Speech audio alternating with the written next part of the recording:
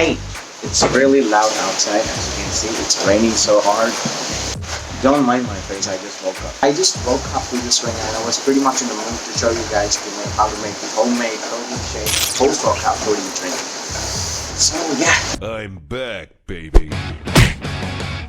To begin with, I would recommend you to buy a pea protein natural supplement from your nearby medical shop or a pharmacy. You can also add Horlicks or Complan, it's up to you, but I would recommend Bee Protein natural supplement. This is not a protein supplement, this is a natural nutritional supplement for bone and muscular development.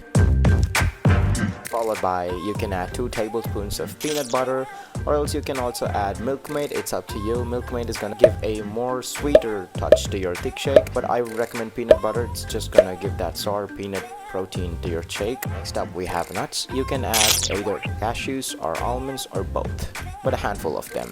Sugar is okay, but I would recommend using jaggery powder.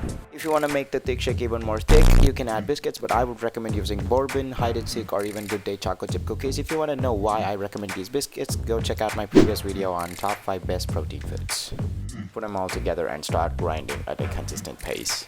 Non più tra i farfalloni amoroso, notte e giorno di torno girano. Narcisetto a dolcino d'amor, delle belle turbando